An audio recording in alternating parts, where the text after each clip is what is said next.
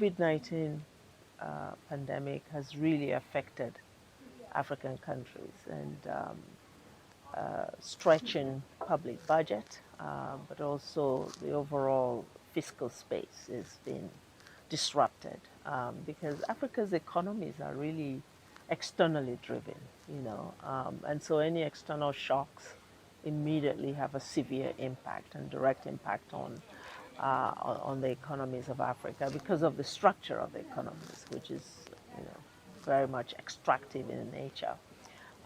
So when COVID-19 happened and with the sort of disruption of global supply chains and the closures and lockdown, of course, economies in Africa were severely impacted.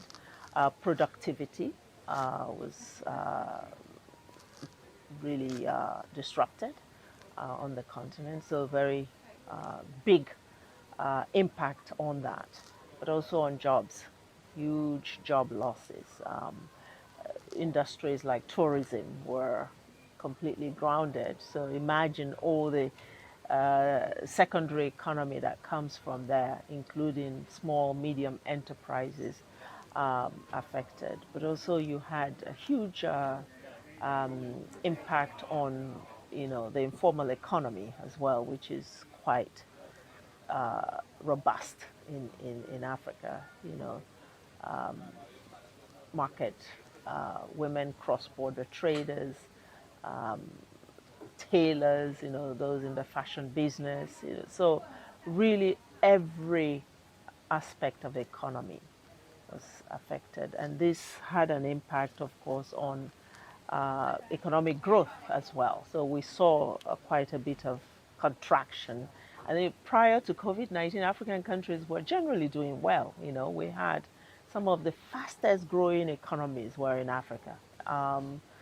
Maybe the first 10 fastest growing economies, you could count 6 in there from Africa. So this was a big hit on that very positive trend that we were seeing prior to COVID-19, and huge reversal. We saw millions of people fall back into poverty. We were also doing quite well in terms of exiting extreme poverty. So this was an unfortunate turnaround. At the same time, there were quite a few parts of the continent where we had intense conflict and instability, mostly coming from violent extremism. And, the disruption that COVID-19 brought meant that, the war against insurgency and violent extremism could not be won in this period. In fact, governments fighting this malaise lost ground because, insurgents were not locked down by COVID-19. They continued to penetrate wherever there were ungoverned spaces and to expand their territory during this period. So we saw, more killings in places like Burkina Faso, northeast Nigeria, and others that were already in this hub of insurgency. So all of this put together, of course, not to talk of the severe effects of climate change. Just a year before, we had the cyclone Ida in southern Africa that affected 3 countries. I was in Mozambique, which was hit the hardest, and it was just a devastating deterioration of lives, like decimation of lives and livelihoods. And you could see that it would take that country many years to recover from this. And of course, extreme drought situation that has also really affected many parts of the continent. So the war in Ukraine comes, on top of all of these. And I think one of the most severe impacts has been on food security. with the rise in food prices, but also Africa's dependence on importation of commodities like wheat. 14 African countries import wheat from Russia and Ukraine. And that disruption of the supply chain means, of course, a spike in prices of all the products that come from there. But the same with oil, with fuel. Um, so you have all this secondary and imported inflation as well, which is really making it hard right now for households, but particularly the most vulnerable.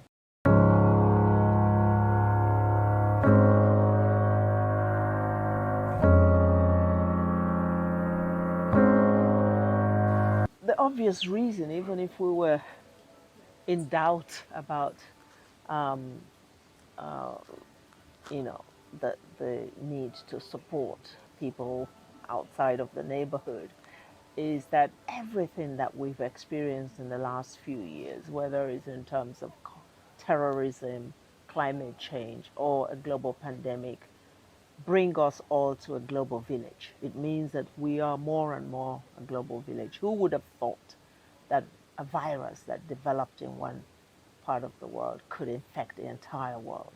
That's just an indication of how much we are one, you know. And, if the fire is burning in the house, we need to put the sprinkler in every part of the house for us to survive, for us to save that house. And you can't just put it out in the kitchen and not in the living room and expect that the house doesn't burn down, right? So it's common sense, and the UN Secretary General calls it enlightened self-interest. That the world needs to now be conscious of this, that no one is safe until we're all safe. And so that's one compelling thing. We have fires burning everywhere, and these fires are all of a global nature. We know, even if we just take climate change, Africa emits a minimum compared to the rest of the world, but it bears the brunt of this. And as you say, the solution is global. It's not something Africa alone can solve, But Africa also hosts the world's second lung after the Amazon in Brazil. The Congo Basin hosts the second lung of the world. If Africa is not supported to go green, to make just transitions, that will be compromised, and it won't just affect people living in the Congo Basin. It's going to affect the entire globe. So it's important to see these problems as global in nature, as things that are not in faraway places that will not affect us.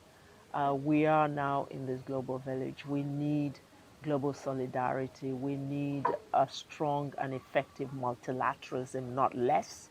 It's not time for us to retreat into our own and only take care of what is closest to us. We need to open our eyes and reach out everywhere. And I think our message is also, I know that at the moment people think, okay, the pressure is here in Ukraine, the humanitarian crisis, we have to deal with it, and it must be dealt with. Wherever you have suffering and need, it has to be met. We're not saying, don't pay attention to the crisis in Ukraine, of course. No one is saying that. It needs to be dealt with. We're saying you have to learn to chew gum and walk at the same time. You cannot focus on one crisis and suspend attention on the other, because it will come back to haunt you. And we know that right now the issues in places like Africa and other developing nations are so urgent and very time sensitive. Just to give you an example, there is a real need to expand the landscape of democratization, right? We all want to promote democracy and peace in the world. And African countries, in 2022, there were 18 elections that were held in the middle of of COVID-19. And that just to show you that there is a lot of appetite on the continent for democracy. Some of these elections were actually quite successful in terms of peaceful transition from one regime to another. Example, Zambia, Malawi, Cape Verde, Sao Tome and Principe. All these elections led to, one government handing over to another, in some cases the opposition, right? And peacefully. But if you take a country like Zambia, the current president made a lot of promises to the population. It wants to clean up the country, fight corruption, create jobs. Now, if you don't have conditions that allow the government to deliver on those promises, we could see real pressure on that really otherwise solid political dispensation, right? And democratic dispensation. So countries like Zambia need to be accompanied to keep democracy consolidated, right? By making sure the development deficits are addressed. That means you need to look at the fiscal space, look at issues related to debt. Don't tell countries like Zambia to borrow more to take care of basic needs of the population. And their fiscal space continue to contract, and they continue to go into debt distress. And therefore, it's a vicious circle. And then you will see a lot of frustration by the population, especially the young people who are graduating from schools and not seeing any jobs. So one thing is connected to the other. We cannot ignore development and expect peace in the world. And we cannot ignore issues about peace building and expect development to happen, right?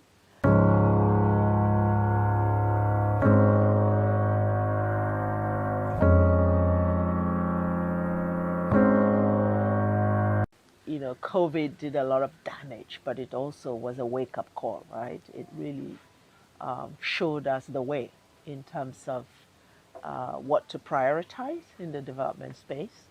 And for Africa, it was quite obvious because the first thing was a lot of things needed to sustain life. We realized when the whole global supply chain was blocked, was that Africa was importing so much from, paracetamol to masks to, all the protective gears that it needed, things that could actually be produced locally, things like hand sanitizers, the dependence of the word was now stuck in the face of Africa's dependence on the external economy, the importation, the lack of productivity on the continent, the lack of made in Africa kind of goods, right? So this is the first lesson, and it led to a lot of discussions of what it would take for Africa to begin producing what it eats and also eating what it produces, right? And so looking at Africa's structural transformation, looking at issues related to value chain development, but also a kind of a Pan-African market. So the Continental Free Trade Area Agreement was actually, born, in this period in terms of getting to the market, being launched in January, I think, 2020. And, Africa, trading with Africa, the sort of regional integration, regional economic integration. Yeah. All of this is also about the productivity. So agriculture, modernization of agriculture, very key. You have to modernize, you have to mechanize, and you have to market. In that order, Africa hosts 60% of the world's uncultivated arable land. So the space to expand agricultural productivity is there, and to add value to it. So that's one.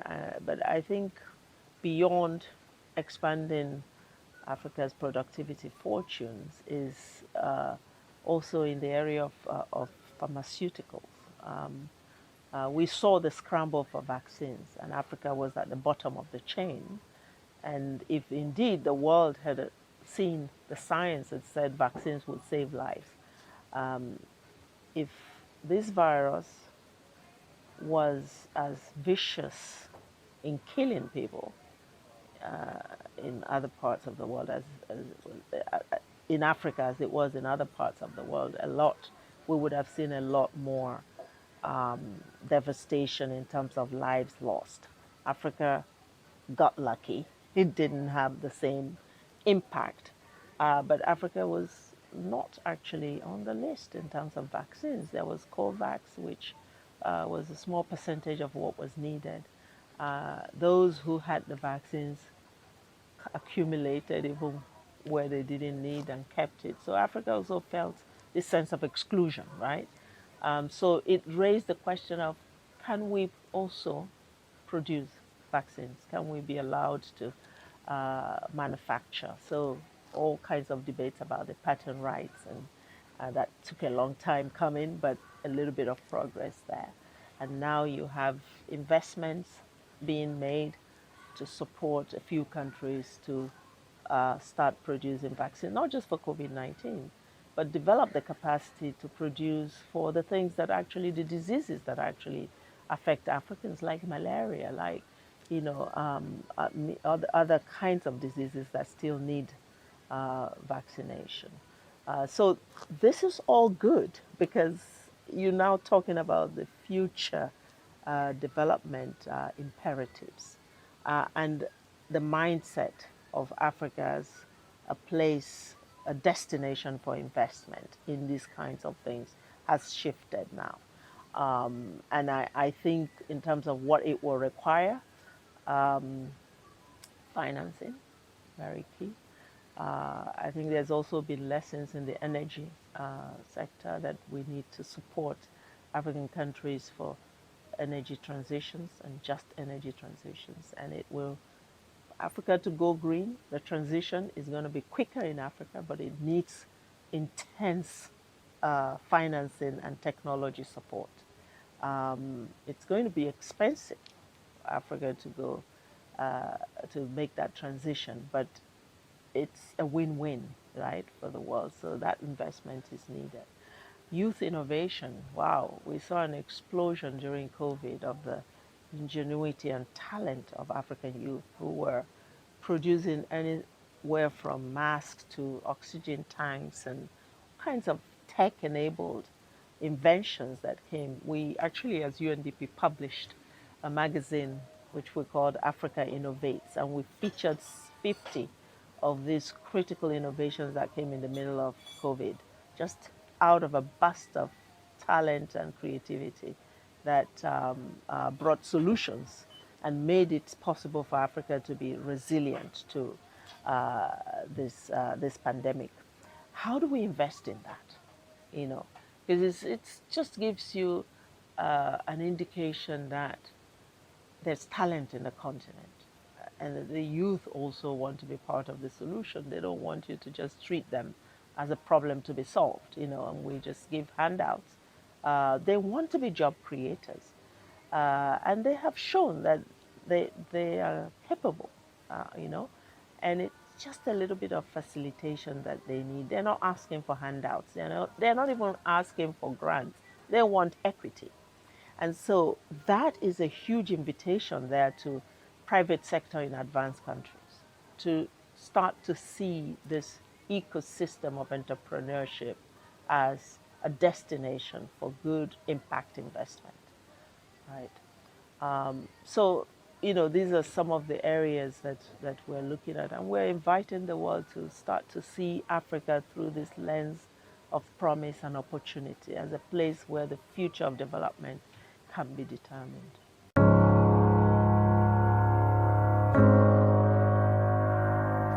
I think the first really is already there.